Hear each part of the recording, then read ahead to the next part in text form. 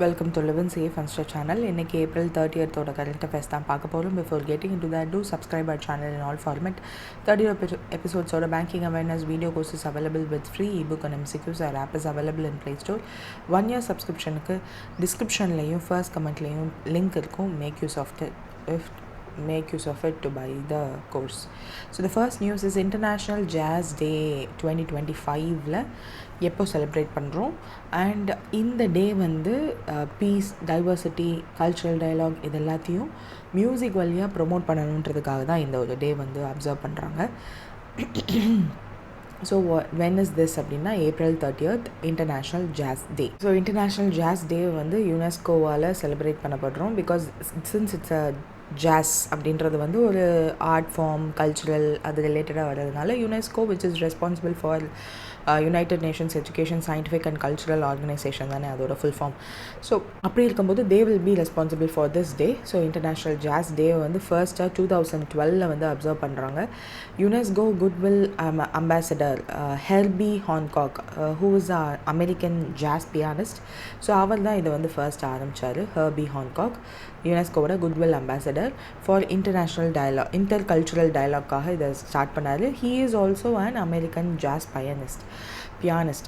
So jazz and its role to unite people across the globe அப்படின்றது தான் first start பண்ணதே. இந்த ஒரு primary objective of this day 2011 start பண்ணி 2012 தான் ஃபர்ஸ்ட் டைம் அப்சர்வ் பண்ணுறாங்க இந்த ஒரு டேவை. ஸோ நாம் 2011 என்ன பண்ணுறாங்கன்னா டிக்ளேர் பண்ணுறாங்க அஃபிஷியலாக இந்த ஒரு டேவை வந்து அப்சர்வ் பண்ணுறோம் அப்படின்னு சொல்லிட்டு. ஸோ இந்த ஜாஸை வந்து peace, diversity, freedom of expression இதெல்லாம் ப்ரொமோட் பண்ணுறதுக்காக, cross border cultural dialogue and mutual அண்டர்ஸ்டாண்டிங்காக, எஜுகேஷனல் அண்ட் ட்ரான்ஸ்ஃபார்மருக்காக, இந்த மாதிரி நிறைய விஷயங்களுக்காக பண்ணுறாங்க. அண்ட் ரீசெண்டாக இந்த 2024 ஒரு சிட்டி வந்து இதை ஹோஸ்ட் பண்ணாங்க, டாங்கியா மொராக்கோ அப்படின்னு சொல்லிட்டு.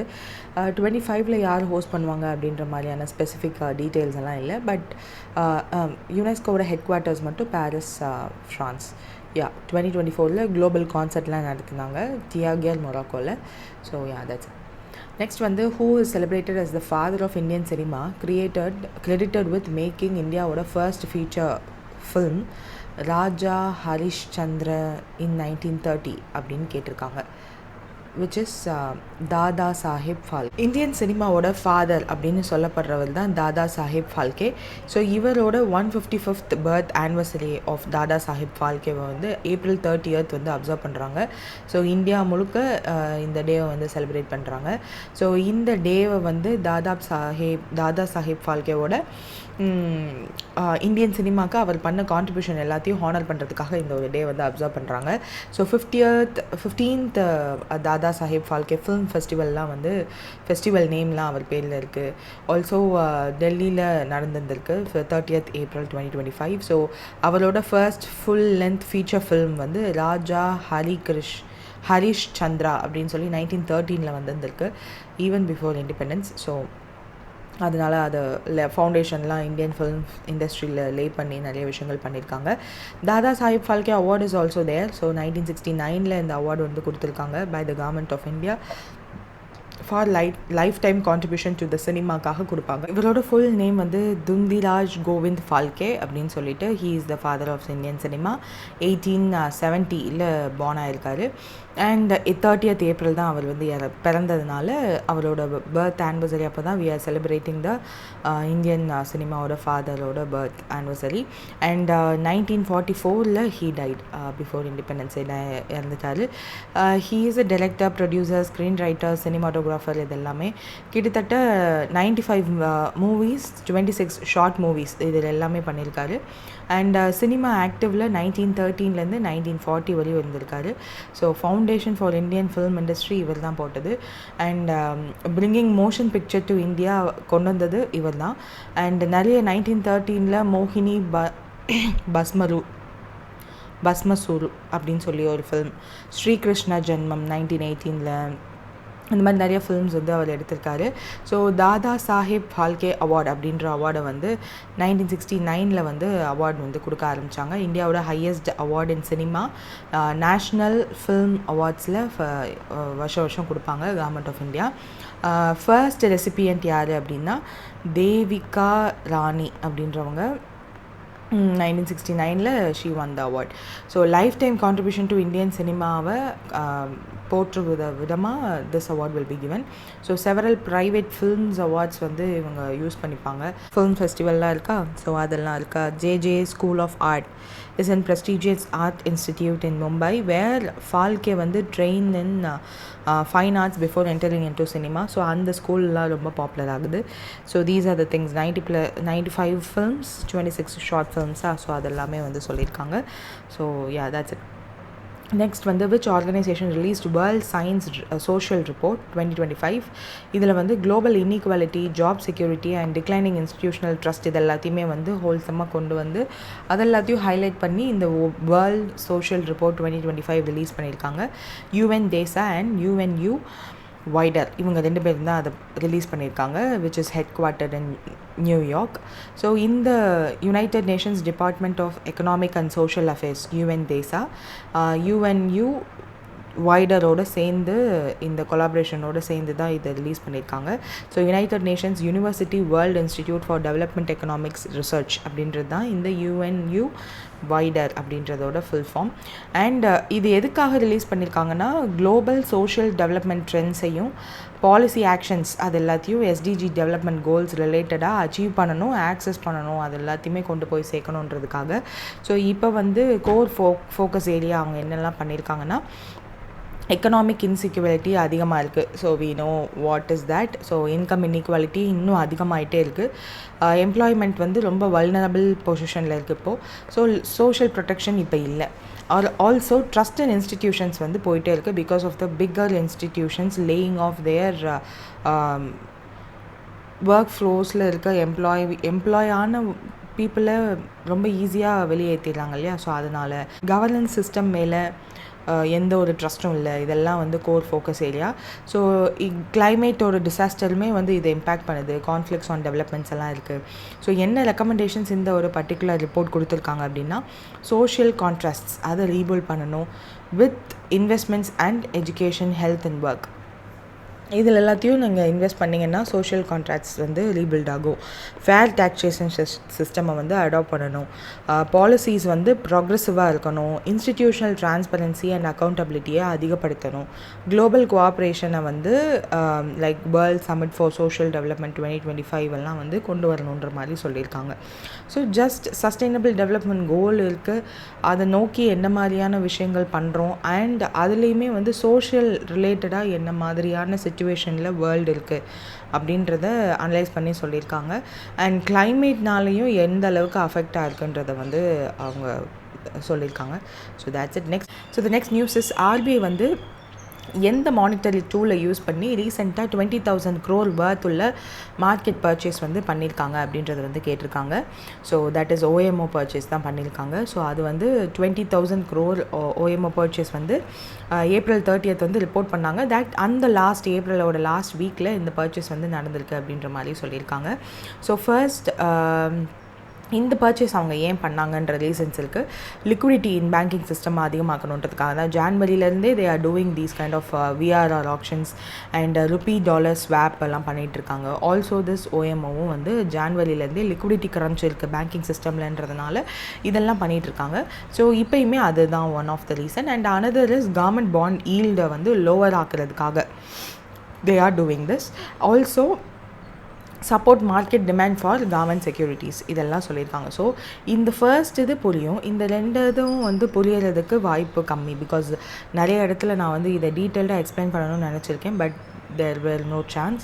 So today I'll take this as a chance to review இந்த இது ஏன் கவர்மெண்ட் பாண்ட் ஈல்டை கம்மி பண்ணுறதுக்காக ஆர்பிஐ ஸ்டெப் இன் பண்ணுறாங்க, ஏன் கவர்மெண்ட் பாண்ட் ஈல்டு அவ்வளோ முக்கியம், that government bond yield may Trump go relax on tariff. ஏன்னா அவரோட தான் பிடிச்ச முயலுக்கு 3 கால்ன்ற மாதிரி he was so stubborn, but he himself அந்த 90 days பாஸ் டேரிஃப்க்கு கொடுக்கறதுக்கு ஒன் ஆஃப் த பிக்கெஸ்ட் ரீசன்னே வந்து அந்த யூஎஸோட கவர்மெண்ட் பாண்ட் ஈல்டு ரொம்ப க்ராஷ் ஆனதுனால தான். நாட் தேட் குட் சைன் அப்படின்றதுனால he past the tariff for 90 days. So இது எல்லாத்துக்கும் ரீசன் வந்து கவர்மெண்ட் பாண்ட் தான். ஸோ அது ஏன் அவ்வளோ இம்பார்ட்டண்ட், ஏன் கவர்மெண்ட் பாண்ட் ஈல்டுக்கு இவ்வளோ இம்பார்ட்டன்ஸ் கொடுக்குறாங்க எல்லாரும் அப்படின்றத வந்து just I will give a simple explanation. So அது மூலயமா புரியுதான்னு பாருங்கள். If not also I will try to explain it in separate video. First இந்த ஓஎம்ஓ பர்ச்சேஸ் அப்படின்னா இப்போ ஆக்சுவலாக என்ன பண்ணியிருக்காங்க ஆர்பிஐன்றதை ஃபர்ஸ்ட் தெரிஞ்சுக்கணும். அதாவது கவர்மெண்ட் செக்யூரிட்டிஸ் வந்து இதுக்கு முன்னாடியே ஆர்பிஐ மூலியமாக தானே ரிலீஸ் பண்ணுவாங்க.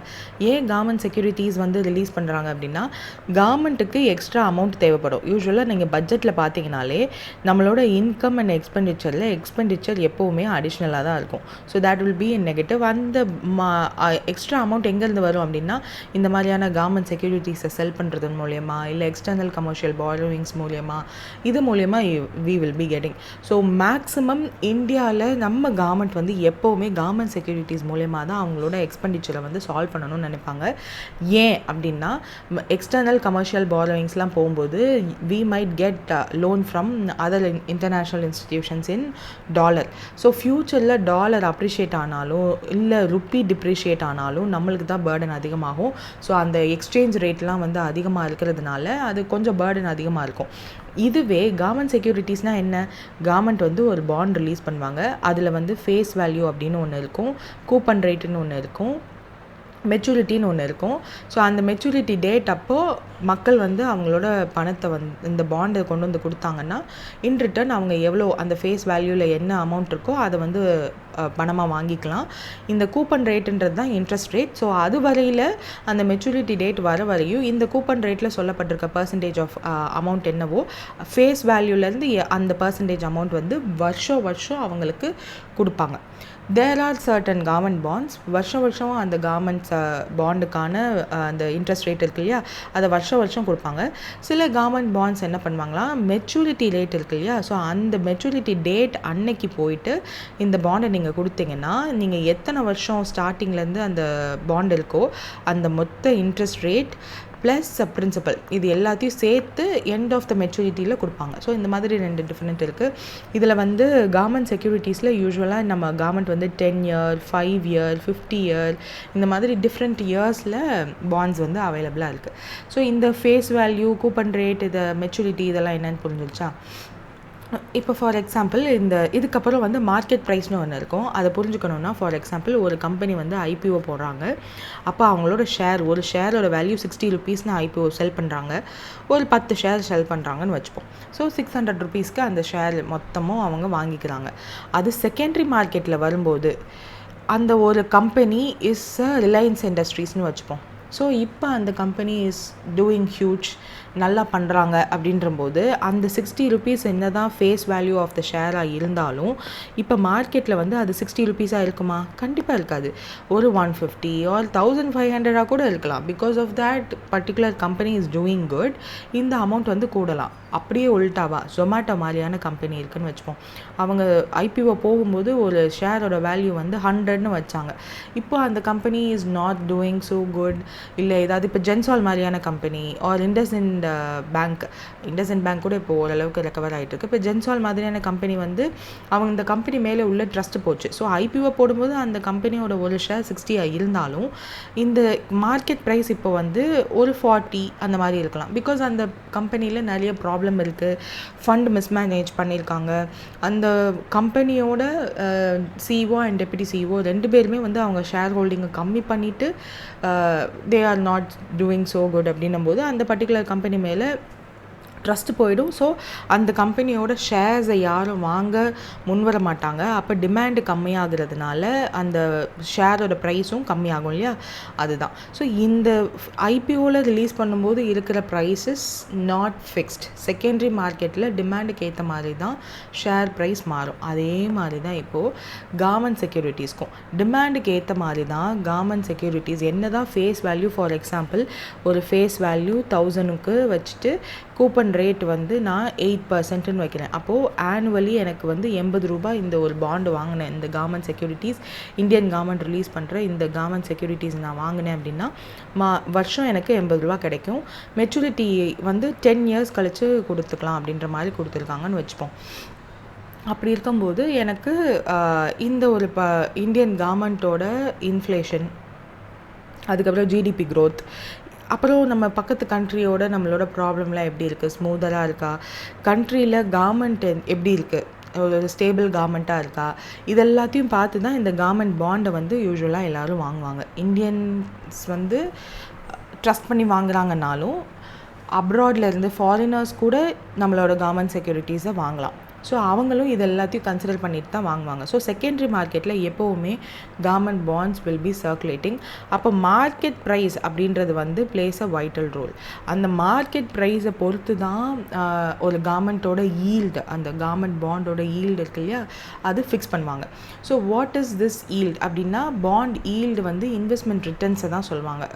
Interest rate decisions, stock market performance, இது எல்லாத்தையும் பொறுத்து தான் பாண்ட் ஈல்டு வந்து அஃபெக்ட் ஆகும். ஸோ யூஸ்வலாக இந்த higher yield means lower bond ப்ரைஸ்ன்னு அர்த்தம். அதாவது ஈல்டு ஹையராக இருந்துச்சு அப்படின்னா பாண்ட் ப்ரைஸ் வந்து லோவராக இருக்குன்னு அர்த்தம். ஃபார் எக்ஸாம்பிள் 8% வந்து ஃபிக்ஸ்டு. இந்த ஃபேஸ் வேல்யூ 1000 தான், பட் இப்போ மார்க்கெட் ப்ரைஸ் வந்து ஒருவேளை 800 இருக்குதுன்னு வச்சுப்போம். ஸோ 8% எனக்கு ஆனுவலி கிடைக்கணும். 8% வந்து 80 ரூபான்னு சொல்லியிருக்காங்க, பட் மார்க்கெட் ப்ரைஸ் இப்போ 800. இப்போ 800ல் 8% கிடைக்குமா, 1000ல் 8% கிடைக்குமா? நோ. கவர்மெண்ட்டை பொறுத்தவரையும் 1000க்கு 8% ஆன 80 ருபீஸ் தான் கொடுக்குறதா அவங்களோட பிளான். ஸோ 80 ருபீஸ் அவங்க கொடுத்துருவாங்க. ஸோ இந்த மார்க்கெட் ப்ரைஸோட 800க்கு 80 ருபீஸ்ன்றது என்ன? ஸோ நம்ம மார்க்கெட்டில் அந்த நம்ம கவர்மெண்ட் பாண்டோட ப்ரைஸ் கம்மியாயிட்டதுனால 80 ருபீஸ் இஸ் ஹியூஜ். ஏன்னா 1000 ரூபாய்க்கு 80 ரூபா அதிகமாக, 800 ரூபாய்க்கு 80 ரூபா அதிகமாக, 800 ரூபாய்க்கு ஈல்டு வந்து இங்கே அதிகமாக இருக்குது. என்ன தான் கூப்பன் ரேட் வந்து 8%ன்னு சொல்லியிருந்தாலும் 800ல் நம்மளுக்கு 80ன்றது வந்து 10%. அப்போ ஈல்டு அதிகமாக இருக்குல்ல. So this is called what to say, இதை பார்த்து தான் வந்து பயப்படுவாங்க. ஸோ ஈல்டு அதிகமாக இருக்கக்கூடாது, பாண்ட் ப்ரைஸ் அப்போ கம்மியாகுது செகண்டரி மார்க்கெட்லன்னு அர்த்தம். இதை கண்ட்ரோல் பண்ணுறதுக்கு தான் கவர்மெண்ட்ஸ் வில் டூ நிறைய ஸ்டெப்ஸ். ஸோ இதில் ஒரு ஃபார்மேட், இப்போ இந்த ஈல்டை கம்மி பண்ணுறதுக்கு தான் ஆர்பிஐ இந்த ஓஎம்ஐ பர்ச்சேஸ் பண்ணியிருக்காங்க, அதாவது செக்யூரிட்டிஸை திரும்ப வாங்கியிருந்திருக்காங்க. ஸோ இதன் மூலயமா மார்க்கெட்டில் கம்மியான கவர்மெண்ட் செக்யூரிட்டிஸ் தான் இருக்கும். உங்களுக்கு புரியுதா? கம்மியான, இது எக்ஸிஸ்டிங்கில் இப்போ வந்து 10,000 கவர்மெண்ட் செக்யூரிட்டிஸ் இருக்குதுன்னு வச்சுப்போம். இதில் வந்து 5,000 கவர்மெண்ட் செக்யூரிட்டிஸை ஆர்பிஐ வந்து இப்போ பர்ச்சேஸ் பண்ணிட்டாங்க. அதனுடைய ருப்பி ஒர்த் வந்து 20,000 crore வச்சுப்போம். இப்போ ரிமைனிங் 5,000 கவர்மெண்ட் செக்யூரிட்டிஸ் தான் இருக்குது. ஏதோ ஒரு ப்ராப்ளம் வந்தாலும் சேஃபர் ஹெவனாக கோல்டையும் கவர்மெண்ட் செக்யூரிட்டிஸும் தான் எடுப்பாங்க.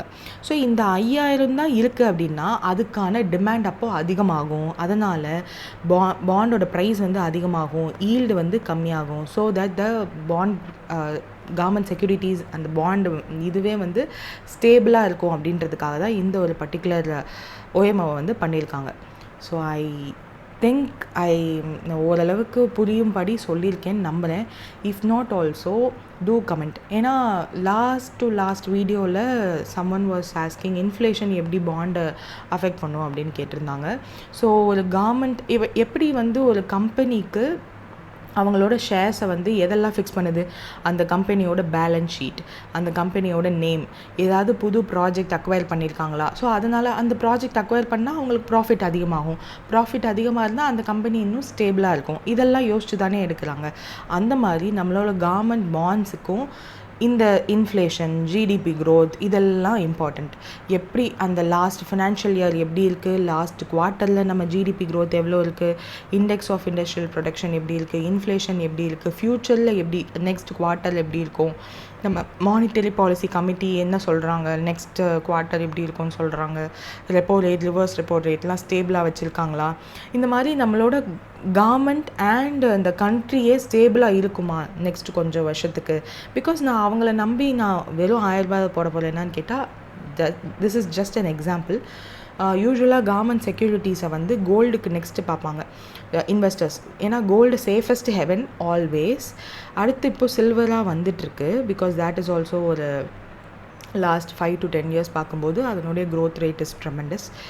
ஸோ அதுக்கடுத்து பார்க்கும்போது G-Secs தான் எப்போவுமே பார்ப்பாங்க. அதனால தான் இந்த கவர்மெண்ட் செக்யூரிட்டிஸோட ஈல்டு அதிகமாக பாண்ட் ப்ரைஸ் கம்மியாகிறத பார்த்ததுக்கப்புறம் தான் Trump was not so happy, அதனால தான் ஹீ பாஸ்டு த டேரிஃப் அப்படின்னு சொல்லிட்டு நியூஸ் ஆர்டிகல்ஸ்லாம் நீங்கள் பார்த்துருக்க வாய்ப்புண்டு. ஸோ இது ரொம்ப நாளாக நான் வந்து சொல்லணும்னு நினச்ச ஒரு எக்ஸ்ப்ளனேஷன். ஸோ இது வந்து டக்குன்னு நான் இப்போ சொல்லிட்டேன்னு நினைக்காதுங்க. இது எப்படி சொல்கிறது, இதை சொன்னால் உங்களுக்கு புரியணும்.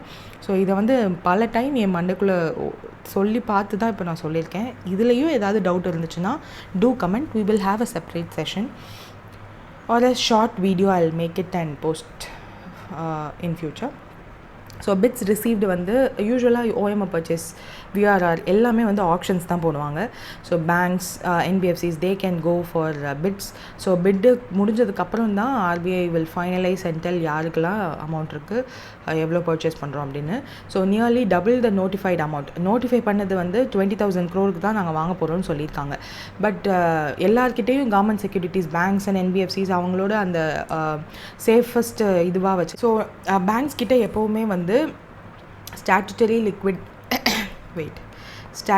எழுத மாட்டேங்குது ஸ்டாட்டுட்டரி லிக்விட் ரேஷியோ அப்படின்னு ஒன்று மெயின்டைன் பண்ணணும். இது என்னதுன்னா நெட் டிமாண்ட் அண்ட் டைம் லைபிலிட்டிஸ்ன்னு சொல்லுவாங்க. ஸோ யூஸ்வலாக அதை வந்து அது net demand and time liabilities வந்து டிஎல். ஓகே, இது வந்து கேஷ், கோல்டு, அப்புறம் அப்ரூவ்டு கவர்மெண்ட் செக்யூரிட்டிஸ் இதுவாக தான் வச்சுருக்கணும் அப்படின்ற ஒரு ரூலே இருக்குது. அப்போது ஆப்வியஸாக பேங்க்ஸ் வந்து தே வில் ஹாவ் அட்லீஸ்ட் 18% வந்து அவங்க என்ன எம்பிசியில் சொல்கிறாங்களோ அதுதான். அதை கண்டிப்பாக கவர்மெண்ட் செக்யூரிட்டிஸில் வச்சுருப்பாங்க இல்லையா. ஸோ இப்போ அதை லிக்விடாக மாற்றணும்னு நினைக்கிறாங்க. பிகாஸ் ஆர்பிஐ சொல்கிறாங்க ஸோ 18% வச்சுருக்கணும் ஒரு பேங்க்கும் அவங்களோட SLR, net demand and time லைபிலிட்டிஸில் 18% they should have it as cash, gold or approved government செக்யூரிட்டிஸ்னு இருக்கும்போது கண்டிப்பாக ஒரு பர்டிகுலர் அமௌண்ட் வந்து கவர்மெண்ட் செக்யூரிட்டிஸில் லாக் ஆகிருக்கும் பேங்க்ஸ் கிட்ட. ஸோ அதை திரும்ப கொடுத்துட்டு கவர்மெண்ட் செக்யூரிட்டிஸை ஆர்பிஐ கிட்டேயே கொடுத்துட்டு அமௌண்ட்டை அவங்க வாங்கிக்கணுன்ற போது தே will B interested obviously. So அதுதான் வந்து எல்லா பேங்க்ஸும் வந்து பண்ணியிருக்காங்க. அவங்க எல்லாருமே பண்ணியிருந்திருக்காங்க. பிட்ஸ் ப்ளேஸ் பண்ணது இவ்வளோ, அதுக்கு வந்து கண்டிப்பாக இவங்க இவ்வளோ பிட்ஸ் ப்ளேஸ் பண்ணிட்டாங்க, எல்லாருக்குமே கொடுத்துடலான்னு ஆர்பிஐ கொடுக்க மாட்டாங்க. So they will have some mechanism. So பாண்டோட மெச்சூரிட்டி வந்து 4 to 6 இயர்க்குள்ளே தான் இருக்கணும். ஸோ அந்த இதுக்கு தான் மோஸ்ட் டிமாண்ட் வந்து அதிகமாக இருந்திருக்குன்னு சொல்லியிருக்காங்க. So bonds were price at a premium market with yield dropping by 5 basis point. இதனால் வந்து பாண்டு வந்து அதிகமாக இருக்குது மார்க்கெட்டில். ஸோ ஐ மீன் பாண்டோட ப்ரைஸ் வந்து அதிகமாக இருக்குது. ஸோ ஈல்டு ப்ரைஸ் வந்து 0.5% வந்து ட்ராப் ஆகியிருந்திருக்கு. So which is a good thing. So 20,000 crore RBI இந்த பர்ச்சேஸ் பண்ணதுனால அதனோட இம்பேக்ட் எப்படி டக்குன்னு மாறி இருக்குன்றது யூ மைட் சி. ஸோ இப்போ வந்து பாண்ட் ஈல்டு வந்து 6.35% இருக்குதுன்னு சொல்லியிருக்காங்க, which is a good one. So that's it. Next வந்து ஃப்ரம் விச் டேட் ஆர்பிஐ வந்து made mandatory for all regulated entities to submit application through Pravaah portal அப்படின்னு கேட்டிருக்காங்க, which is May 1st. So what is this Prabha portal? First full form என்ன? Platform for regulatory applications validation. Regulatory application validation and authorization அப்படின்றது தான் வந்து இதனுடைய full form. Regulatory application validation and authorisation அப்படின்றது தான் இந்த ஒரு பர்டிகுலர் இது ஃபுல் ஃபார்ம். ஸோ இதில் என்னதுன்னா May 8, 2024 ஆர்பிஐ வந்து இந்த பர்டிகுலர் போர்ட்டலில் லான்ச் பண்ணுறாங்க. எதுக்காக?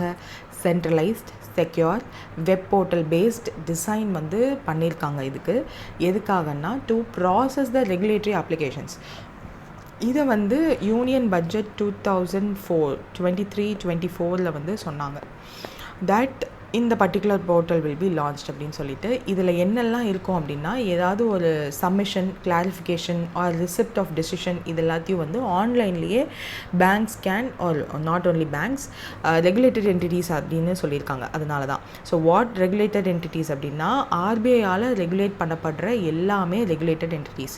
என்னது? Right from banks, NBFCs, payment banks, அது தவிர்த்து ஆர்ஆர்பிஸ், எல்ஏபிஸ், லோக்கல் ஏரியா பேங்க்ஸ், இந்த மாதிரி ஆர்பிஐயால் யார் எல்லாத்தையும் அவங்க ரெகுலேட் பண்ணுறாங்களோ அவங்க எல்லாருக்குமே வந்து this Prabha portal will be useful.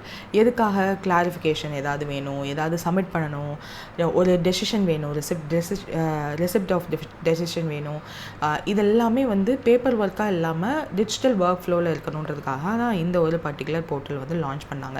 So applications யாரெல்லாம் அப்ளை பண்ணுறாங்களோ அவங்களுக்கு வந்து வந்து எஸ்எம்எஸ் அண்ட் இமெயில் நோட்டிஃபிகேஷன் வரும். ஸோ இதில் வந்து ஏப்ரல் 2025 வரையும் 108 அப்ளிகேஷன் ஃபார்ம்ஸ் வந்து இதில் வந்திருந்திருக்கதா சொல்லியிருக்காங்க. அண்ட் ஆர்பிஐ வந்து கண்டிப்பாக இதை டைம் பவுண்ட் ஒர்க் ஃபோர்ஸாக யூஸ் பண்ணிப்போம். தட் இதை ட்ராக் பண்ணுறது, internal tracking, automated work flow, இது எல்லாமே இருக்கும்.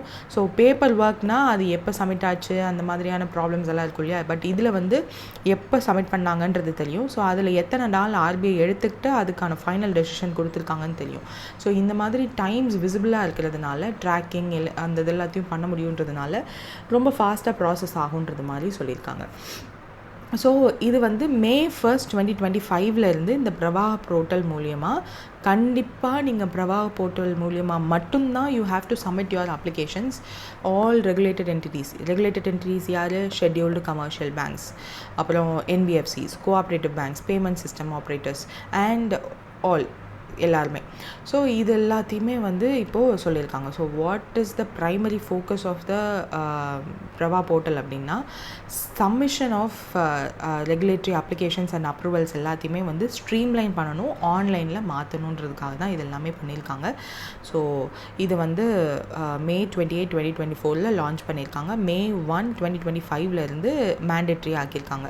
ஸோ இதெல்லாம் வந்து ரெகுலேட்டட் யாரெல்லாம் entities mandated to use Pravaah அப்படின்னு இதுக்கு முன்னாடி நான் வாயெல்லாம் சொல்லிட்டு இருந்தது. You might see hear all India financial institutions, 5 financial institutions இருக்கு இல்லையா, NABFED, NHB, SIDBI, NABARD, அந்த மாதிரி எல்லாத்தையும் அந்த 5 இதையும் எழுதணும்.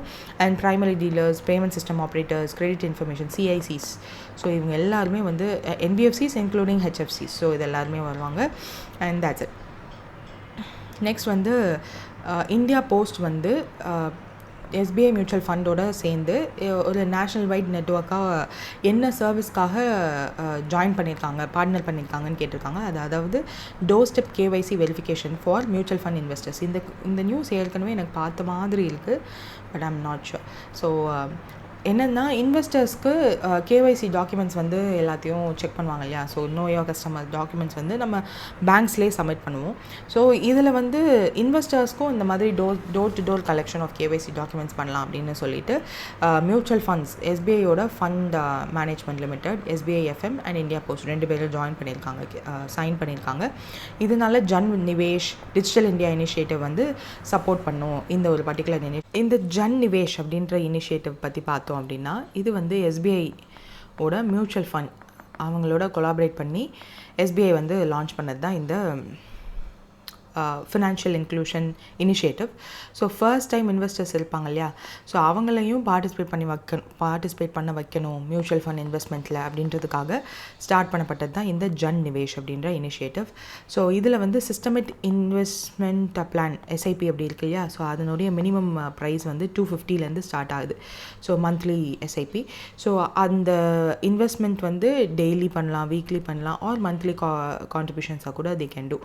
அவங்களோட த கஸ்டமரோட SBI YONO or Paytm or Groww Zerodha மாதிரியான ஆப்ஸ் மூலமாக கூட they can do. So first time investors, small savers and individuals எல்லாத்தையுமே வந்து ஈவன் அன்ஆர்கனைஸ்டு செக்டாரில் உள்ள பீப்புளையும் அட்ராக்ட் பண்ணணுன்றதுக்காக ஸ்டார்ட் பண்ணப்பட்டது தான் இந்த Jan Nivesh digital initiative. And digital India வந்து நம்மளோட மினிஸ்ட்ரி ஆஃப் மெய்டி மினிஸ்ட்ரி இருக்கு இல்லையா, ministry of electronic and information technology, அவங்க 1 ஜூலை 2015 லான்ச் பண்ண ஒரு இனிஷியேட்டிவ் தான். ஸோ நம்மளோட இந்தியாவை வந்து டிஜிட்டலி எம்பவர் பண்ணணும், society, knowledge, economy, power to empower அப்படின்ற டேக்லைனோட ஸ்டார்ட் பண்ணுது. ஸோ இதெல்லாம் பண்ணணுன்றதுக்காக நேஷனல் வைட் இன்டர்நெட் கனெக்டிவிட்டி வந்து fibre optics and satellite links மூலமாக கொடுக்கணுன்றது தான் இதனுடைய எய்ம். ஸோ இதில் வந்து காமன் சர்வீஸ் சென்டர்ஸ் இருக்கு இல்லையா, ஸோ நம்ம அந்த சேவா மையம் இருக்கு இல்லையா, அதெல்லாம் எக்ஸ்பேண்ட் பண்ணணும். அதன் மூலயமா டிஜிட்டல் சர்வீசஸோட ஆக்சஸ் வந்து எல்லாருக்கும் போய் சேரணும். Domestic electronic manufacturing capability, IT skills எல்லாம் வந்து யூத்துக்கு போய் சேரணும் அப்படின்னு சொல்லிட்டு நிறையா ரீசன்ஸ்க்காக இந்த டிஜிட்டல் இந்தியா இனிஷியேட்டிவ் வந்து ஆரம்பிச்சிட்டாங்க. ஸோ அதில் வந்து இது வந்து ஒரு அம்ப்ரெல்லா மாதிரி. இதுக்கு கீழே டிஜிலாக்கர், உமங் அப்படின்னு சொல்லுவாங்க இல்லையா, யூனிஃபைட் டிஜிலாக்கர். உமங்குன்றது வந்து உமங்ன்றது வந்து unified mobile application for new age governance அப்படின்னு சொல்கிறது. பாரத் நெட், ஸோ நம்மளோட பட்ஜெட்டில் கூட பார்த்துருப்போம். ஸோ அந்த இது வந்து இன்னும் எக்ஸ்பேண்ட் பண்ணிகிட்டே இருக்காங்க. அதுக்கப்புறம் சைன், Jeevan Pramaan, BHIM UPI, Aadhaar enabled services, அதுக்கப்புறம் பிரதான் மந்திரி கிராமின், அதாவது PMG டிஷா அப்படின்னு சொல்லிட்டு ஒன்று இருக்கும். டிஷா, PMG டிஷா அப்படின்னு சொல்லிட்டு ஒன்று இருக்கும். பிரதான் மந்திரி கிராமின் டிஜிட்டல் சக்ஷரஸ்ட சம்திங் அப்படின்னு இருக்கும். ஸோ இந்த மாதிரியான விஷயங்களும் it will be very useful. So இது வந்து electronics and electronics and information technology ministry வந்து ஏஐ இன்னும் இந்த டிஜிட்டல் இனிஷியேட்டிவ்ல இருந்தால் அந்த ஏஐ ரிலேட்டடாக இருக்கு இல்லையா. So that will also will come under. So Jan நிவாஷுமே வந்து SBI கொண்டு வந்தாலும் அது டிஜிட்டல் இந்தியா இனிஷியேட்டிவ் மூலியமாக தான் அவங்க கொண்டு வந்ததாக சொல்லியிருப்பாங்க. ஸோ தட்ஸ் அன் அம்ப்ரெல்லா மாதிரி. அது கீழே நிறைய விஷயங்கள் இருக்குது. 2015 வந்து flagship government scheme. So that's it. Next வந்து CSR இருக்கு இல்லையா. ஸோ கார்ப்பரேட் சோஷியல் ரெஸ்பான்சிபிலிட்டின்னு சொல்லிட்டு அந்த ஸ்பெண்டிங் வந்து ஒரு கம்பெனி எப்போல்லாம் பண்ணணும் அப்படின்ற ஒரு க்ரைட்டீரியாலாம் இருக்குது. ஸோ அதெல்லாத்தையும் வந்து பொறுத்து ஒரு இந்தியன் கம்பெனியுமே வந்து they will spend.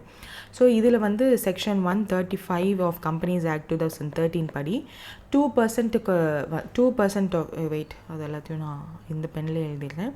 So section 135 of companies act இருக்கு இல்லையா, 2013 படி என்ன சொல்லியிருப்பாங்கன்னா, கம்பெனி வந்து எந்த கம்பெனிலாம் இந்த ஒரு பர்டிகுலர் CSR பண்ணணும் அப்படின்றத வந்து கொடுத்துருப்பாங்க. நெட்வொர்க் வந்து greater than 500 crore இருக்கணும். டர்ன் ஓவர் வந்து greater than 1000 crore இருக்கணும். அண்ட் நெட் ப்ராஃபிட் வந்து greater than or equal to 5 crore இருக்கணும். 5 crore. இந்த 3 க்ரைட்டீரியாவில் ஏதாவது ஒரு க்ரைட்டீரியாவை மீட் பண்ணிடுச்சுனாலே that company is eligible for CSR spending.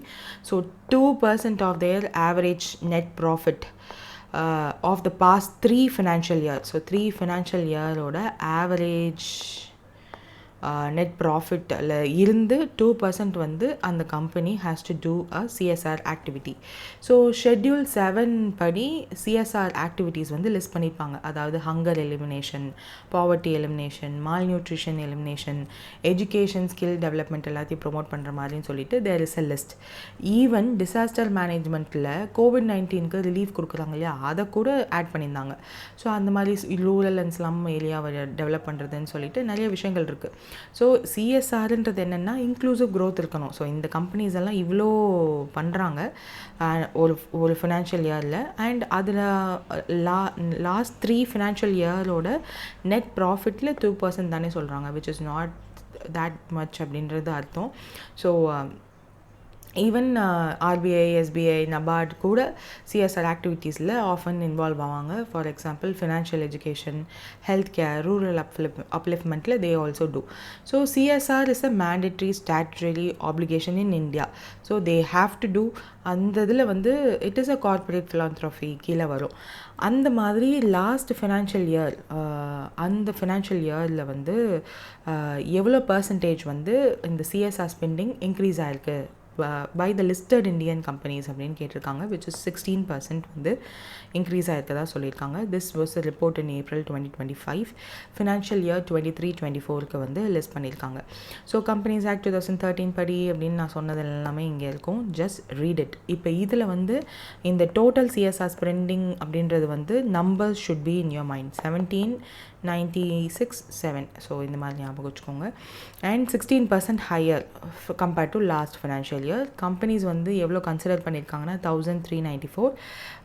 அதில் 1367 தான் ஸ்பெண்ட் பண்ணியிருக்காங்க. அதாவது 98% ஸ்பெண்ட் பண்ணியிருக்காங்க. ப்ராபப்ளி மிச்சம் இருக்க கம்பெனிஸ் வந்து தே மைட் நாட் ஹேட் அந்த ஒரு 2% ஒரு நெட் ப்ராஃபிட் இருந்திருக்காது. அந்த மாதிரி 27 கம்பெனிஸ் வந்து they didn't spend. So required spend வந்து இவ்வளோ இருக்கணும். அன்ஸ்பெண்ட் வந்து CSR அக்கௌண்ட்டுக்கு they have to transfer. So அதனால் ட்ரான்ஸ்ஃபர் பண்ணிட்டாங்க. ஸோ 27 கம்பெனிஸ் வந்து ஸ்பெண்ட் பண்ணாமல் இருந்தாங்க இல்லையா, ஸோ அந்த அமௌண்ட்டை வந்து CSR அக்கௌண்ட்டுக்கு ட்ரான்ஸ்ஃபர் பண்ணியிருந்திருக்காங்க. So unspent CSR account as per CSR rules, unspent amount must be transferred to the designated account. And இதை வந்து வித்தின் ஒரு டைம் ஃப்ரேம்குள்ளே ஸ்பெசிஃபிக் ஃபண்டுக்கு they have to transfer, and that will be also useful for CSR related to விஷயங்களுக்கு தான். So that's it. Next வந்து Canara HSBC Life Insurance Server estimated valuation for upcoming IPO என்னன்னு கேட்டிருக்காங்க. So they are going for Canara and HSBC ரெண்டு பேரும் சேர்ந்து life insurance வச்சுருக்காங்க. They are going for IPO. So அந்த அப்போது அவங்களோட வேல்யூவேஷன் எவ்வளோ இருக்கும்? பிகாஸ் அந்த IPO போகும்போது they will have a valuation process, அண்டர் ரைட்டர்லாம் வச்சு தே வில் கோ. ஸோ அப்போது they are expecting 16,500 crore estimation இருக்குது. அவங்களோட IPO வந்து டிராஃப்ட் பேப்பர்ஸ் வந்து ஃபஸ்ட்டு சப்மிட் பண்ணுவாங்க. ஸோ நிறைய பேர் டிராஃப்ட் சப்மிட் பண்ணிட்டாலே IPO வந்துடுவாங்களான்னு நினைப்பாங்க. ஸோ நிறையா கம்பெனிஸ் வந்து அந்த மாதிரி டிராஃப்ட் சப்மிட் பண்ணியுமே IPO வராமல் இருக்காங்க. ஸோ இப்போ டிராஃப்ட் தானே பண்ணியிருக்காங்க, லெட் தெம் லிஸ்ட், அதுக்கப்புறம் we shall see. இதை செபிக்கிட்ட அவங்க வந்து அவங்களோட IPO டைப் வந்து என்ன, ஆஃபர் ஃபார் சேல் அப்படின்னு சொல்லிட்டு, so no fresh issue of shares வந்து சொல்லியிருக்காங்க. ஆஃபர் ஃபார் சேல்னால் அதுதான். ஸோ IPOன்னா இனிஷியல் பப்ளிக் ஆஃபரிங்னு சொல்லிட்டு public will be involved. So இப்போ ஆஃபர் ஃபார் சேல்னால் அவங்களோட ஆல்ரெடி இருக்கிற ஷேர் ஹோல்டர்ஸ்க்கு they will be selling. So Canara bank வந்து they are selling 137.75 million shares. So அதுக்கப்புறம் HSBC வந்து 4.75 million shares. Punjab national bank வந்து இவ்வளோ ஷேர்ஸ் இருக்குது. ஸோ மேஜர் ஸ்டேக் அவங்க தான், கனரா தான் வச்சுருக்காங்க. And expected valuation 16,500 crore. So embedded value எவ்வளோ அந்த மாதிரிலாம் கொடுத்துருக்காங்க. I hope this is not that much important. Next 52nd chief justice of India appoint பண்ணிட்டாங்க. ஸோ அது யாருன்னு கேட்டிருக்காங்க. ஸோ ஷெட்யூல்ட் கேஸ்ட் கம்யூனிட்டியிலேருந்து வர second person to become the chief justice of இந்தியானா அது இவர் தான். ஹூ இஸ் BR Gavai அப்படின்றவர் தான் 52nd chief justice of India. Also was the second person to be the chief justice from scheduled caste community. So இதுக்கு முன்னாடி சஞ்சீவ் கண்ணா, அதுக்கு முன்னாடி யார் அப்படின்றத வந்து if you remember to comment. So second பர்சன்னு சொல்லியிருக்காங்களே, அப்போ ஃபர்ஸ்ட் யார் அப்படின்னா ஜஸ்டிஸ் KG பாலகிருஷ்ணன் அப்படின்றவர் தான் இதுக்கு முன்னாடி first scheduled caste community judge, chief justice of India. So second person இவர் தான். we don't usually have the என்னென்னா எப்படி என்ன ப்ரொசீஜரில் இவங்களை அப்பாயிண்ட் பண்ணுவாங்கன்றது இருக்காது. யூஸ்வலாக அந்த சுப்ரீம் கோர்ட் ஜட்ஜஸ் இருக்காங்க இல்லையா, அதில் சீனியர் யாரோ அந்த பர்சனை சீஃப் ஜஸ்டிஸ் ஆஃப் இந்தியா வந்து ரெக்கமெண்ட் பண்ணுவாங்க to the government and they will appoint அப்படின்னு சொல்லுவாங்க. ஸோ இந்த 370 verdict இருக்கு இல்லையா, அதாவது அந்த அப்ளாலிஷ் பண்ணலாம் ஜம்மு அண்ட் காஷ்மீர்லேருந்து அப்படின்னு சொன்ன அந்த ஒரு ரூலிங் அப்போது he was also the part of the bench. So அந்த மாதிரி நிறைய இவர் சொன்ன ஜட்ஜ்மெண்ட்ஸ் என்னென்னன்றதெல்லாம் லிஸ்ட் பண்ணிகிட்டு இருந்தாங்க நியூஸ் பேப்பர்ஸில். If you find it to read it. And new chief electoral ஆஃபீஸரை வந்து பீகாருக்கு அப்பாயிண்ட் பண்ணியிருக்காங்க. ஸோ 2025 அசம்பிளி எலெக்ஷன் வரப்போகுது. அதுக்கு முன்னாடி மாற்றிருக்காங்கன்னா சம்திங் சஸ் பிஹேவியர் தான். So Vinod Kumar then chief electoral officer of பீகாரை chief election commission of India வந்து அப்பாயிண்ட் பண்ணியிருக்காங்க. HR Srinivasan who is a 1996 batch IAS officer, அவரை ரீப்ளேஸ் பண்ணியிருக்காங்க. So that's it. நெக்ஸ்ட் வந்து who is set to become the first Indian astronaut to visit ISS as a part of Axiom 4 in May 2025. Actually இதே question நிறைய தடவை நம்ம பார்த்துட்டோம். Shubhanshu Shukla is the first Indian astronaut to visit ISS as a part of Axiom Mission 4. மேல நம்ம போகிறோம். So he is the one. நிறையா தடவை அவரோட பிக்சரோடு நம்ம பார்த்துருப்போம். Since the process is getting delight, நம்ம இதே நியூஸை அடிக்கடி பார்க்குற மாதிரி இருக்கும். ஸோ குரூப் கேப்டனாக இவரை வந்து அப்பாயிண்ட் பண்ணியிருக்காங்க. So NASA Kennedy space centre, Florida, USA. So until they reach the space நம்ம இதை படிச்சுட்டு தான் இருப்போம். ஒரு தடவையும் ஒரு அப்டேட் வர்றதுனால we are seeing this news again and again. So mission பேர் என்ன, Axiom Mission 4. ஸோ SpaceX Dragonல தான் அவங்களோட லான்ச் வெஹிக்கிள் இருக்க போது. 14 days பிளான் பண்ணியிருக்காங்க ISS-ஐ வந்து அவங்களோட எக்ஸ்பெரிமெண்ட்டுக்காக. குரூப் கேப்டனாக Shubhanshu Shukla will be there. Oh shut up, இப்போ அங்கே இதுக்கு முன்னாடி Indian to reach the space வந்து Rakesh Sharma 1984. So astronauts from USA, Poland, Hungary எல்லாருமே அந்த க்ரூவில் இருக்காங்க. So you might see. அப்புறம் 60 சயின்டிஃபிக் எக்ஸ்பெரிமெண்ட்ஸ் கிட்ட அங்கே போய் ஐஎஸ்எஸில் போய் கண்டக்ட் பண்ண போகிறதா சொல்லியிருக்காங்க. அதில் 7 இந்தியன் மைக்ரோகிராவிட்டி ஸ்டடீஸும் இன்க்ளூட் ஆகும்னு சொல்லியிருக்காங்க. ஸோ இந்தியன் எக்ஸ்பெரிமெண்ட்டோட ஃபோக்கஸ் என்னென்னா மைக்ரோ ஆல்கே, சைனோபாக்டீரியா க்ரோத் இதெல்லாம் பண்ண போகிறாங்க. Muscle regeneration, sprout of food crop. Actually இந்த ஸ்ப்ரவுட் எல்லாம் வந்து நம்ம ரீசெண்டாக லான்ச் பண்ண ஒரு சேட்டலைட்டில் கூட அந்த க்ராப்ஸ் அப்படின்ற பேரோடெல்லாம் இருந்துச்சு. So again they are going to do tardigrade survival, human computer interaction in space இதெல்லாம் பண்ண போகிறதா சொல்லியிருக்காங்க. ஸோ இதெல்லாம் வந்து இந்த ப்ராஜெக்ட்ஸ் எல்லாம் செலக்ட் பண்ணது ISRO, involving Indian national labs and academic institutions. So அது லான்ச் ஆகும்போது we might see. ஸோ மே மாதம் சொல்லியிருக்காங்க, May 29. So we shall expect for positive results. So மற்ற க்ரூ மெம்பரோட பேரும் நம்மளுக்கு தெரிஞ்சிருக்கணும். பெகி வைட்சன் ஃப்ரம் USA, போலாண்ட்லேருந்து ஸ்லோவர்ஸ் யுஸ்னான்ஸ்கி, ஹங்கேரியிலேருந்து டிபோர் கபோ. ப்ராபப்ளி ஐவிவிஎஸ்க்கு வந்து நீங்கள் ஆக்சியம்னு தெரியும், ட்ராகன் எக்ஸ்ன்னு ஸ்பேஸ் எக்ஸ் ட்ராகன்னு தெரியும், 14 டேஸ்னு தெரியும், சுபன்ஷு சுக்லான்னு தெரியும். ஸோ தே மைட் ஸ்விட்ச் திஸ் அப். இந்த அவங்க எந்த கண்ட்ரியில் இருக்காங்கன்றதை ஸ்விட்ச் பண்ணி கூட தே மைட் ஆஸ்க். ஸோ அது எல்லாத்தையும் just read it. Which company இதெல்லாம் எப்படிங்க ஞாபகம் வச்சுக்கிறது அப்படின்னா, நியூஸ் பேப்பர் படிச்சிங்கனாலே அகெயின் அண்ட் அகெயின் இவங்களோட பேர் வித் த கண்ட்ரி வந்துடும். ஸோ கண்டிப்பாக இந்த பேர் வந்து போலண்டுன்னு தெரிஞ்சிடும். ஸோ வைட்சன் இருக்குது, அப்போ USA தான். அண்ட் ஹங்கேரி மட்டும் டிபார்னு ஞாபகம் வச்சுக்கோங்க. சுபன்ஷு சுக்லா நம்மளுக்கே தெரியும், அவ்வளோதான். Which company officially entered the satellite broadband market on April 28 by launching the first batch of the satellite for project Kuiper. Kuiper தானே? ஓகே, Kuiper அமேசான் தான். ஸோ அமேசானோட அந்த ஒரு ஃபர்ஸ்ட் ஆப்ரேஷனல் சேட்டலைட் வந்து ப்ராஜெக்ட் கியூப்பருக்காக Cape Canaveral space force station ஃப்ளாரிடாவில் யூஎஸில் இருந்து லான்ச் பண்ணிட்டாங்க. ஸோ லோ எர்த் ஆர்பிட்டில் இந்த ஒரு பர்டிகுலர் இடத்துல இருக்கும், இவ்வளோ சேட்டலைட்ஸ் வந்து இருக்கும். அதில் இனிஷியல் லான்ச் கவுண்ட் வந்து 27ன்னு சொல்லியிருக்காங்க. ஸோ அட்லீஸ்ட் 1000+ சேட்டலைட் வந்து டிப்ளாய் பண்ணிடுவாங்களாம் வித்தின் mid-2026. ஸோ இதன் மூலிமா ப்ராட்பேண்ட் இன்டர்நெட் குளோபலாக வந்து இருக்கும்.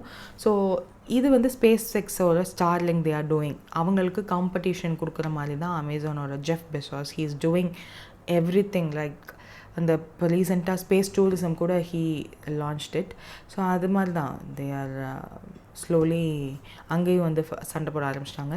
ஸோ ஏர்த்துக்கு மேலே லோ எர்த் ஆர்பிட்டில் தானே இந்த சேட்டலைட்ஸ் எல்லாம் இருக்கும். ஸோ இந்த சேட்டலைட்ஸ்னால ரிசர்ச்சர்ஸ்க்கு டிஸ்டர்பன்ஸாக இருக்குது. லைக் அதாவது ஸ்பேஸில் உள்ள ஸ்டார்ஸ் எல்லாம் ரிசர்ச் பண்ணுவாங்க இல்லையா ஏர்த்லேருந்து.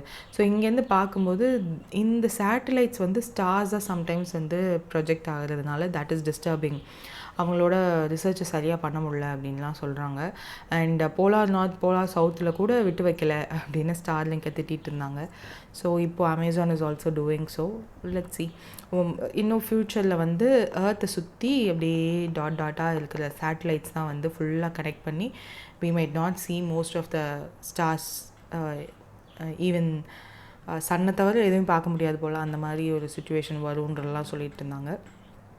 லான்ச் வெஹிக்கிள் வந்து Atlas 5 rocket united launch alliance மூலயமா they launched. And Amazon web services AWSோட இன்டகிரேட் பண்ணி லான்ச் பண்ணியிருக்காங்க. டெர்மினல் சைஸ் வந்து அதனுடைய காஸ்ட்டே $400. ஸோ அந்த மாதிரிலாம், அதாவது தட் சேட்டலைட் மூலிமா அந்த அவங்க கொடுக்க போகிற இன்டர்நெட் பேக்கேஜ் இருக்கு இல்லையா, ஸோ அதனுடைய cost.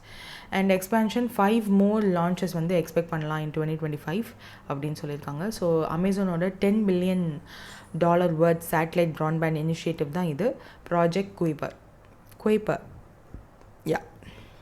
So low earth orbit அப்படின்னா 160 கிலோமீட்டர்லேருந்து 2000 கிலோமீட்டருக்குள்ளே ஏர்த்லேருந்து அந்த ஒரு ஸ்பேஸ் இருக்கு இல்லையா, அதுதான் லோ எர்த் ஆர்பிட். ஸோ அதுவும் வந்து you should know. Ministry of new renewable energy இருக்காங்க இல்லையா, அவங்க வந்து ஒரு சர்டிஃபிகேஷன் ஸ்கீம் வந்து லான்ச் பண்ணியிருக்காங்க on April 29, 2025.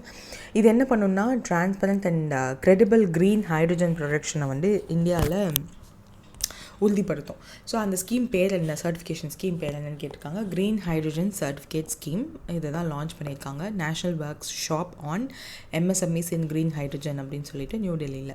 So ministry of new and renewable energy தான் லான்ச் பண்ணது, அந்த மாதிரிலாம் கொடுத்துருக்காங்களா. ஸ்கீம் நேம் என்னது, க்ரீன் ஹைட்ரஜன் சர்டிஃபிகேஷன் ஸ்கீம்.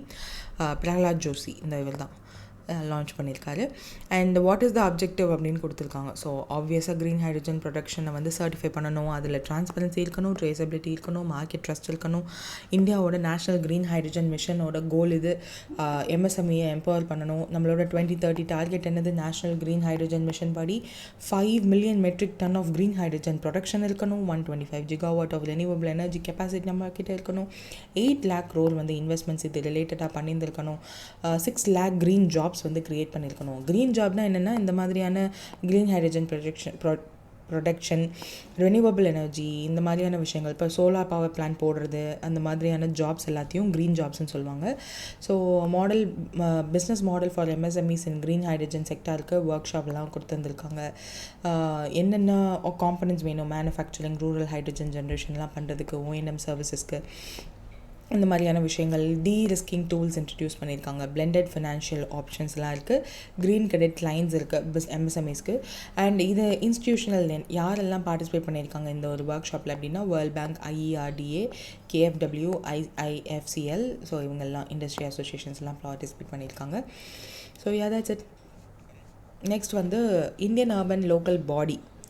எந்த இந்தியன் அர்பன் லோக்கல் பாடி வந்து first time certified green municipal பாண்டை வந்து ரிலீஸ் பண்ணியிருக்காங்க. அவங்களோட டெர்ஷியரி சீவேஜ் ட்ரீட்மெண்ட் பிளான்ட்டுக்காக அந்த ஒரு அதுக்கு தேவைப்படுது ஃபண்டு. ஸோ அந்த ஒரு டெர்ஷியரி சீவேஜ் ட்ரீட்மெண்ட் பிளான்ட் கட்டுறதுக்காக க்ரீன் முனிசிபல் பாண்ட், அது வந்து சர்டிஃபைடு க்ரீன் முனிசிபல் பாண்டாக வந்து ஒரு அர்பன் லோக்கல் பாடி வந்து இந்தியாவில் ஃபர்ஸ்ட் டைம் ரிலீஸ் பண்ணியிருக்காங்க. அது யாருன்னா காசியாபாத் நாகர் நிகம். அவங்க தான் ஃபர்ஸ்ட் டைம் க்ரீன் முனிசிபல் பாண்டை வந்து சஸ்டைனபிள் வாட்டர் ட்ரீட்மெண்ட்காக லான்ச் பண்ணியிருக்காங்க. So this is in UP. So 150 crore amount வந்து இதன் மூலிமா, இந்த க்ரீன் முனிசிபல் பாண்ட் மூலிமா ரைஸ் பண்ணுறாங்க. ஸோ பாண்ட்ஸ் அந்த ஃபேஸ் வேல்யூ எல்லாமே சொல்கிறாங்க இல்லையா. ஸோ அந்த இதில் என்னென்னா க்ரீன் முனிசிபல் பாண்ட்னா என்னென்னா, முனிசிபல் பாண்டுனா என்னன்னு தெரியும். அதாவது என்ன face value, coupon rate, maturity rate இதெல்லாம் இருக்கும். ஸோ அந்த ரேட் மெச்சூரிட்டிக்கு அப்புறம் they will give back our money. அது வரையும் இன்ட்ரெஸ்ட் கொடுப்பாங்க, இல்லைன்னா மெச்சூரிட்டியில் நம்மளுக்கு இன்ட்ரெஸ்ட் கொடுப்பாங்க. ஸோ அதெல்லாம் தெரியும். முனிசிபல் பாண்ட்னா முனிசிபாலிட்டிஸ் வந்து அவங்களுடைய முனிசிபல் கார்பரேஷனுக்குள்ளே ஒரு ப்ராஜெக்ட் இருக்குது. அந்த ப்ராஜெக்ட்டுக்கு தேவைப்படுற அமௌண்ட்டை வந்து இந்த பாண்ட் மூலயமா ரிலீஸ் பண்ணி வாங்கிக்கிறாங்கன்னு அர்த்தம். க்ரீன் முனிசிபல் பாண்ட்னா அந்த பாண்ட் ரிலீஸ் பண்ணியிருக்காங்க இல்லையா, இதன் மூலிமா வர அமௌண்ட்டை வந்து ஒன்லி ரெனியூவபிள் எனர்ஜி இந்த மாதிரியான விஷயங்களுக்கு மட்டும்தான் யூஸ் பண்ணுவாங்க. There won't be any brown or மற்ற கலர் ஆஃப் ஒர்க் இருக்கு இல்லையா, அதுக்கெல்லாம் யூஸ் பண்ண மாட்டாங்க. ஸோ இங்கே வந்து என்ன பண்ணுறாங்க, சீவேஜ் ட்ரீட்மெண்ட் பிளான்ட். ஸோ அது க்ரீன் இனிஷியேட்டிவ் கீழே தானே வரும், அதனால green municipal bond. So finance a tertiary sewage treatment plan and Swachh Bharat mission urban. இந்த ட்ரீட்மெண்ட் பிளான்ட் இருக்கு இல்லையா, அதனுடைய கெப்பாசிட்டி வந்து 40 million liters per day வந்து அதனால் ட்ரீட் பண்ண முடியும். ஸோ இதன் மூலயமா ட்ரீட்டட் வாட்டரை வந்து they can supply for industrial units. So நம்ம மோஸ்ட்லி இந்தியாவில் வந்து அண்டர் கிரவுண்ட் வாட்டரை வச்சு தான் நம்ம இருக்கோம். This is not so good because அது எப்போ வேணாலும் ட்ரை அப் ஆகலாம். We are exploiting the earth. So எர்த்தில் நம்ம அதிகமாக அதுக்குள்ளே எர்த்தில் உள்ள அந்த வாட்டர் எல்லாத்தையும் நம்ம இந்த மாதிரி கிரவுண்ட் வாட்டர் அதிகமாக யூஸ் பண்ணுறதுனால அதனுடைய வெயிட் கம்மியாகி அது வந்து ரொம்ப வாபிள் ஆகுது. அதனுடைய ரொட்டேஷன் ஸ்பீடு வந்து கம்மியாக இருக்குது. அப்புறம் நார்த் போல் மூவ் ஆகுது, சவுத் போல் மூவ் ஆகுது. இந்த மாதிரி நிறைய கான்சிக்வன்சஸ் இருக்குது இல்லையா. ஸோ இதுக்கு எல்லாத்துக்கும் கொஞ்சம் அட்லீஸ்ட் ஒரு சிட்டியில் ஒரு பிளான்ட்டாவது இருக்கலாம் இல்லையா, அந்த மாதிரி ஸ்டார்ட் பண்ணுறது தான் இது. பப்ளிக் ப்ரைவேட் பார்ட்னர்ஷிப் மூலயமா ஹைப்ரிட் ஆனுவிட்டி மாடலில் 40% ஆஃப் த ப்ராஜெக்ட் ஃபண்ட் வந்து GNN கொடுப்பாங்க, which is a private partner. Financial discipline and investors conference எல்லாத்தையும் எம்ஃபசிஸ் பண்ணுவாங்க. டெக்னாலஜி என்னெல்லாம் யூஸ் பண்ணியிருக்காங்கன்னு கொடுத்துருக்காங்க for treating that sewage water, micro filtration, ultra filtration, nano filtration, reverse osmosis, இதெல்லாம் பண்ண போகிறாங்க. ஸோ டெவலப்டு கண்ட்ரீஸில், டெவலப்டு சிட்டிஸில் இந்த மாதிரியான இது வந்து ரொம்ப இன்பில்டாக இருக்கும் அங்கே அந்த சிட்டிஸில். பட் இப்போ நம்ம வந்து டெவலப்டு கண்ட்ரி தானே, ஸோ இப்போ தான் கொஞ்சம் கொஞ்சமாக பண்ணிகிட்ருக்கோம். So government of Uttar Pradesh and government of India 2 பேரும் பார்ட்னர்ஷிப் பண்ணியிருக்காங்க.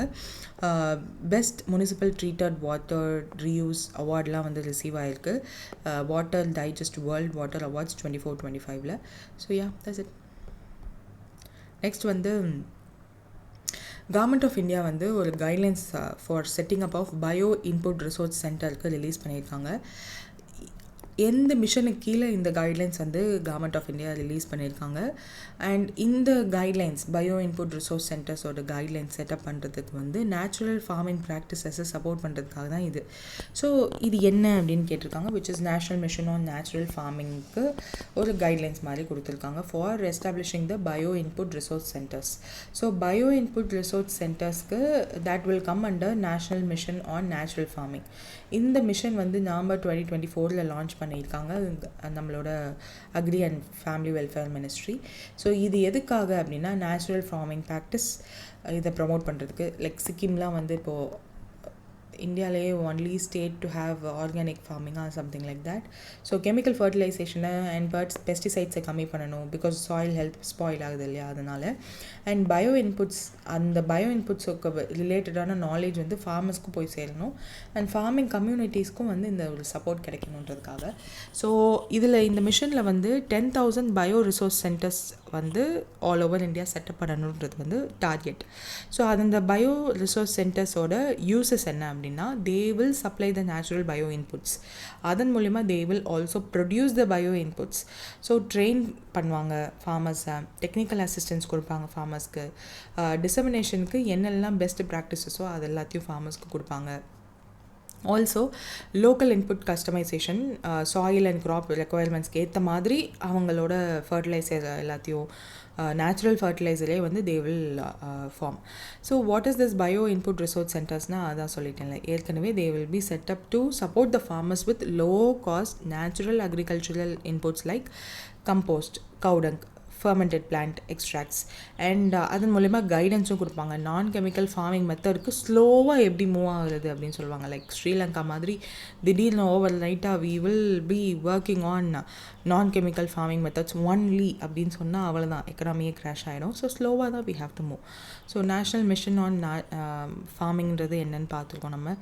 So yeah, that's it. இதில் வந்து பயோ ரிசர்ச் சென்டர் வந்து ஸ்டார்ட் பண்ணியிருக்காங்க. பயோ ரிசோர்ஸ் சென்டர்ஸ் ஸ்டார்ட் பண்ணுறதுக்கு கைட்லைன்ஸ் வந்து நம்ம கவர்மெண்ட் ரிலீஸ் பண்ணியிருக்காங்க. ஸோ ஃபினான்ஷியல் அசிஸ்டன்ஸ் வந்து 1 lakh கொடுப்பாங்க நம்மளோட கவர்மெண்ட். ஸோ 50,000 rupees வந்து 2 ஃப்ரான்ச்சைஸில் they will give for 1 BRCs to set up. Target வந்து 10,000 BRCs வந்து நம்ம இந்தியா முழுக்க செட்டப் பண்ணணுன்றது. So no funding for infrastructure like sheds or lands, only அந்த இதுக்கு மட்டும்தான் கொடுப்பாங்க போல். So practices or building farmers வந்து அண்ட் என்டிட்டிஸ் நேச்சுரல் ஃபார்மிங் எக்ஸ்பீரியன்ஸை that is the eligibility to get இந்த பிஆர்சியோட ஃபண்டிங் வாங்கணும் அப்படின்னா, பிஆர்சி கிரியேட் பண்ணணும் அப்படின்னா that is the eligibility. So yeah, district level சூப்பர்வைஷன்லாம் இருக்கும் for this BRCs. That's it. Okay, ministry of environment வந்து ஒரு நோட்டிஃபிகேஷன் ரிலீஸ் பண்ணியிருக்காங்க. That is a draft rules for ஒரு பர்டிகுலர் ரூல். அது என்னது? That particular rule will be reducing the emission intensity in key industries like aluminum, அப்புறம் wait a minute, aluminum, cement, pulp and paper, chlor alkali இண்டஸ்ட்ரீஸ்லாம் வந்து அந்த emission இன்டென்சிட்டியை கம்மி பண்ணுறதுக்காகவும் கார்பன் கிரெடிட் மார்க்கெட்டை சப்போர்ட் பண்ணுறதுக்காகவும் this particular rule was introduced in April 2025. அது என்னன்னு கேட்குறாங்க, which is green house gas emission intensity target rule 2025. So இந்த GEI டார்கெட் ரூல்ஸ் 2025ல் என்னெல்லாம் சொல்லியிருக்காங்கன்றதை வந்து we shall see. ஸோ இந்த ரூலுக்கான main objective is to reduce the green house gas emission intensity in India, particularly industrial செக்டாரில். Like 282 industrial யூனிட்ஸை வந்து இவங்க ஃபைண்ட் அவுட் பண்ணிவிட்டு அதில் major companies like Vedanta, Hindalco, JSW cement, UltraTech, இந்த மாதிரியான இண்டஸ்ட்ரியல் யூனிட்ஸ் எல்லாம் கவர் பண்ணியிருக்காங்க. ஸோ என்ன சொல்கிறாங்கன்னா, இந்த green house emission target intensity target இருக்கு இல்லையா, அதை வந்து they have to these industries must follow. நம்ம வந்து கார்பன் கிரெடிட்னு இது வரையும் யூரோப்பியன் யூனியனில் இருக்க கண்ட்ரீஸ் தான் வந்து அங்கே இருக்க இண்டஸ்ட்ரீஸ் தான் இதை பற்றி அதிகமாக பேசிகிட்டு இருந்தாங்க. ஸோ நம்ம கார்பன் கிரெடிட் பற்றி பேச மட்டும்தான் செஞ்சோம், அதை பற்றின ரூல்ஸ் பேசிக் திங்ஸ் தான் நம்மளுக்கு தெரிஞ்சுது. இப்போ ஃபைனலி பாரிஸ் அக்ரிமெண்ட்டில் சொன்ன அந்த கார்பன் கிரெடிட் இத்தனை வருஷம் கழித்து இந்தியாவுக்குள்ளேயும் வந்துருச்சு. அண்ட் அஃப்கோர்ஸ் இப்போ நம்ம டிராஃப்ட் ரூல்ஸ் தான் பார்க்குறோம். ஆப்வியஸாக நெக்ஸ்ட் 2 ஃபினான்ஷியல் இயர்ஸில் இட் வில் பி தேர் அப்படின்னு சொல்லியிருக்காங்க. ஸோ கம்பல்சன்ஸ் பீரியட் வந்து 2 yearsல இருக்குது. So we shall see. Base லைன் இயராக 2023 and 2024 வந்து வச்சுருக்காங்க. ஸோ இது என்னென்னா, நான் ஏற்கனவே சொல்லியிருக்கேன், கார்பன் கிரெடிட் அப்படின்னா என்னென்னா, ஒரு பர்டிகுலர் பர்சன்டேஜ் ஆஃப் அமௌண்ட் வந்து கார்பன் இண்டஸ்ட்ரீஸ் ரிலீஸ் பண்ணலாம். ஒருவேளை ஒரு இண்டஸ்ட்ரி ஏன்றது வந்து அதிகமாக ரிலீஸ் பண்ணிடுச்சு, இந்த இது வந்து எக்ஸஸ் அமௌண்ட். ஸோ இப்போ தேர் இஸ் ஓகே, இதுதான் பேஸ் லைன் வச்சுப்போம். ஸோ இப்போ தேர் இஸ் இண்டஸ்ட்ரி பி, அவங்க வந்து இவ்வளோ தான் கார்பன் ரிலீஸ் பண்ணியிருக்காங்க, இவ்வளோ அவங்க ரிலீஸ் பண்ணாமல் இருக்குது. So what company A will do, they will give amount to company B and by this, இந்த அமௌண்ட் ஆஃப் இது கார்பன் அவங்க ரிலீஸ் பண்ணுறது பண்ணாமல் இருக்காங்கல்ல அவங்களோட இண்டஸ்ட்ரி. ஸோ அந்த amount of carbon that are about to release, but அவங்களால இந்த ஃபினான்ஷியல் இயர்க்குள்ளே ஒரு 10% தான் நீங்கள் ரிலீஸ் பண்ணணும்னு சொல்லியிருக்காங்க கார்பன் அப்படின்னா, அந்த 10% காசு கொடுத்து they will get. So company ஏயை அதிகமான கார்பன் ரிலீஸ் பண்ணதுக்காக அமௌண்ட் மூலயமா பனிஷ் பண்ண மாதிரியும் இருக்கும். கம்பெனி பி சொன்னதை விட கம்மியான கார்பன் எமிஷன் பண்ணதுனால அவங்களுக்கு ருப்பி மூலயமா இன்சென்டிவைஸ் பண்ண மாதிரியும் இருக்கும். So this is carbon credit, how it works. So இந்த கார்பன் கிரெடிட்டும் வந்து இப்போது இந்தியாவில் it is going to happen finally after Paris agreement sign பண்ணது எப்போயோ, பட் இப்போ தான் சொல்லியிருக்காங்க. ஸோ நம்மளோட இந்தியா எஃபர்ட் எடுக்கிறோம் நிறைய, நம்ம என்டிசி கூட சைன் பண்ணியிருக்கோம். 45% ஆஃப் த ஜிடிபியாக 2030 நம்ம வந்து கார்பன் எமிஷனை வந்து இன்டென்சிட்டியை ரெடியூஸ் பண்ணுறோம் அப்படின்னு சொல்லி சப்மிட் பண்ணியிருக்கோம். அதாவது நம்ம வாட் டு சே, நம்ம வந்து ப்ராமிஸ் பண்ணியிருக்கோம். ஸோ அது எல்லாத்தையும் நம்ம அச்சீவ் பண்ணணுன்றதுக்காக this will be useful. Carbon credit trading scheme 2023 வந்து ஆப்ரேஷனலைஸ் ஆகிடுச்சு. ஸோ லோ கார்பன் இண்டஸ்ட்ரியல் க்ரோத்தை வந்து என்கரேஜ் பண்ணுறதுக்காகவும் performance based target and market based இன்சென்டிவும் வந்து it will be given. So open feedback. So இப்போ டிராஃப்ட் ரூல்ஸ் தான் வந்திருக்கிறதுனால 60 நாளுக்குள்ளே இந்த நோட்டிஃபிகேஷன் டேட்லேருந்து people can go and give their feedback. Especially இந்த 282 இண்டஸ்ட்ரீஸை வந்து செலக்ட் பண்ணியிருக்காங்க இல்லையா, that industries also can go and give their feedback. So base இயராக வந்து 2023, FY24 தான் பேஸ் இயர். டார்கெட் இயர் வந்து இந்த FY26 அண்ட் FY27 இது ரெண்டையும் வச்சுருக்கதா சொல்லியிருக்காங்க. So green house gas emission intensity அப்படின்னா என்ன, green house gas emission per unit of output such that per ton of cement create பண்ணுறதுக்கு எவ்வளோ கார்பன் எமிட் ஆகுறதோ அதுதான். லைக் எக்ஸாம்பிள் TCO, அதாவது டன்ஸ் ஆஃப் CO2 ஈக்குவலண்ட் அப்படின்னு மெஷர் பண்ணுவாங்க. Like CO2, CH4. CO2 மட்டும்தான் இல்லை, 6 ஹார்ம்ஃபுல் கேஸஸ் வந்து நம்மளோட இதில் பாரிஸ் அக்ரிமெண்ட், எர்த் சம்மிட் இதிலெல்லாம் சொல்லியிருப்பாங்க. அந்த 6 இதுவும் இதுதான். So hydrofluorocarbon, carbon fluorocarbon, nitrogen, methane, carbon dioxide, இந்த மாதிரி எல்லாம். கார்பன் கிரெடிட் ட்ரேடிங் ஸ்கீம் அப்படின்றது என்னென்னா market based schemes. Like carbon credit for எமிஷன்ஸ்க்கு வந்து they will give trading targets மாதிரி கொடுத்துருப்பாங்க. ஸோ ரெடியூஸ் பண்ணாங்க, கம்மியாக கார்பன் ரிலீஸ் பண்ணியிருந்தாங்கன்னா தே வில் கெட் இன்சென்டிவைஸ், அதிகமாக பண்ணியிருந்தாங்கன்னா they will be penalized. So அதெல்லாம் கார்பன் மார்க்கெட் ஓவர் சைட்க்கு யார் ஓவர் சைட் பண்ணுவா இந்த இதெல்லாத்தையும் அப்படின்னா bureau of energy efficiency and which is under the ministry of power. So எப்படி கார்பன் ரிலீஸ் பண்ணுறதை கண்டுபிடிப்பாங்கன்னா, என்ன இதில் வந்து 282 இண்டஸ்ட்ரீஸை வந்து லிஸ்ட் பண்ணியிருக்காங்கல்ல, like Vedanta, Hindalco, JSW cement and UltraTech அப்படின்னு சொல்லிட்டு. ஸோ இதில் மோஸ்ட்லி வந்து அலுமினியம் ப்ரொடியூஸ் பண்ணுற கம்பெனி, சிமெண்ட் ப்ரொடியூஸ் பண்ணுற company, bulb and paper and chlor and alkaline industries எல்லாம் லிஸ்ட் பண்ணியிருக்காங்க. அவங்களுக்கு they no there is a fixed term. இப்போது சிமெண்ட் வந்து இப்போது 1 டன் சிமெண்ட்டு ப்ரொடியூஸ் பண்ணாங்க அப்படின்னா அதில் எவ்வளோ CO2 ரிலீஸ் ஆகிருக்கும், ஆர் அந்த 6 ஹார்ம்ஃபுல் கேஸஸ் எவ்வளோ ரிலீஸ் ஆகிருக்குன்றது வந்து ப்ரீ டிஃபைன்டு அமௌண்ட் வந்து இருக்குது.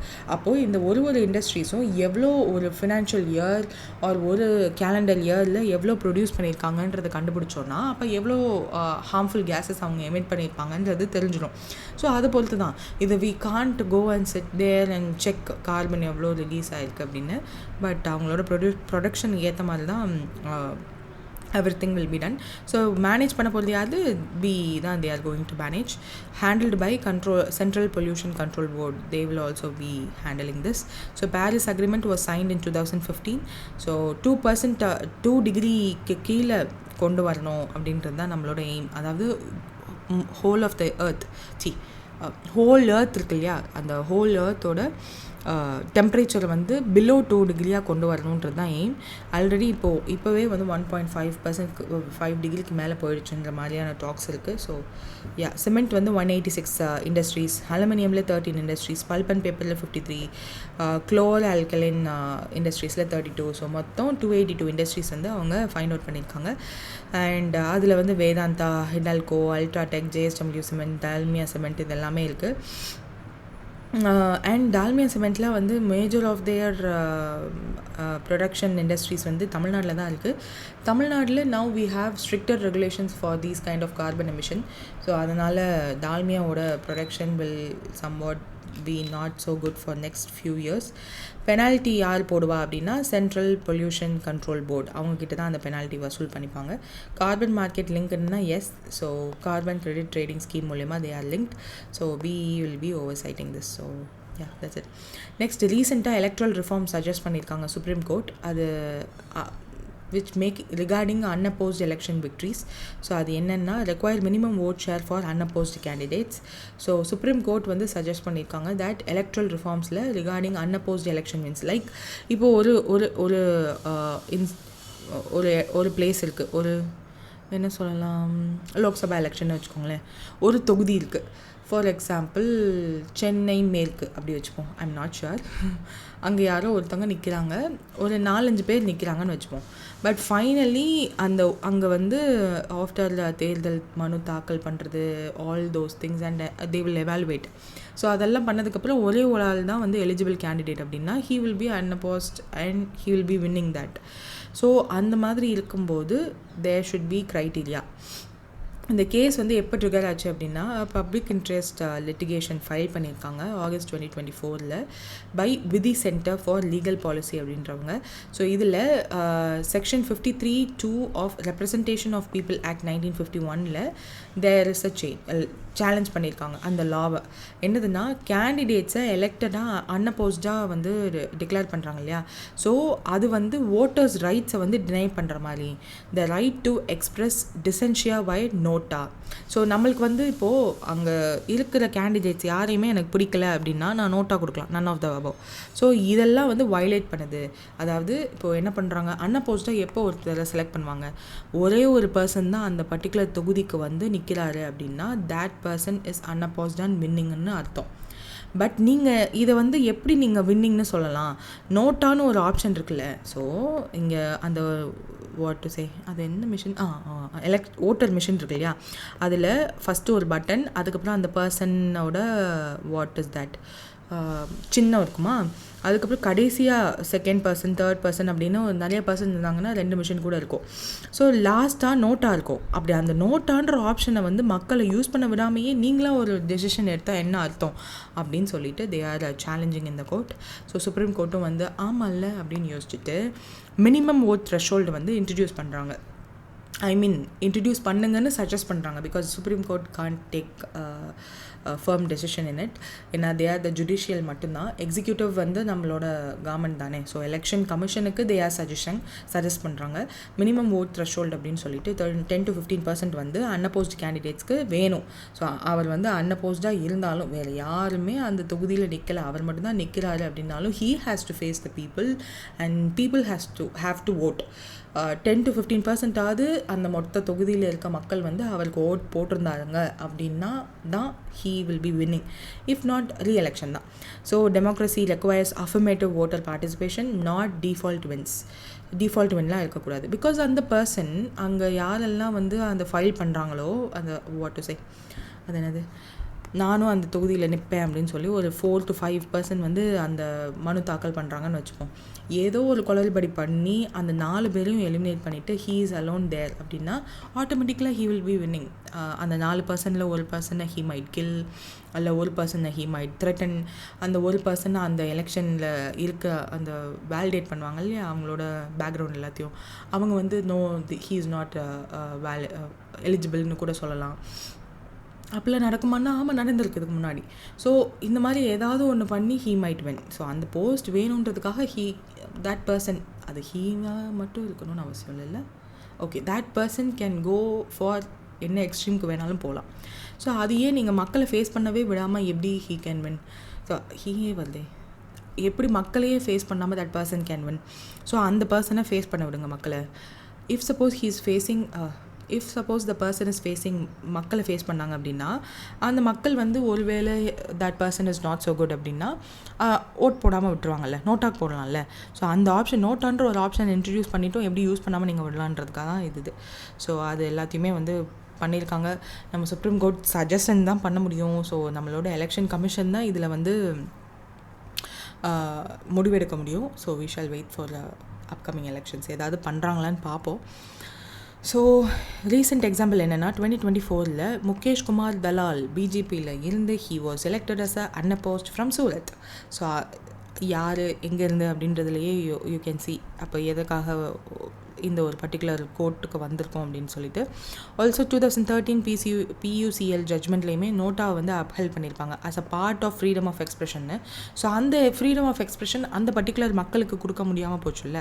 ஸோ டினையல் ஆஃப் நோட்டா அப்படின்றது ஒன்று இருக்கு இல்லையா. ஸோ அதனால் Vidhi centre for legal policy section 53(2) of representation of people act 1951 law challenge பண்ணி சுப்ரீம் கோர்ட்டில் பண்ணதுக்கான வேர்டிக்ட் தான் இது. So yeah, that's it for today. All the best for your exams. If any, do comment in the comment section below. Thank you.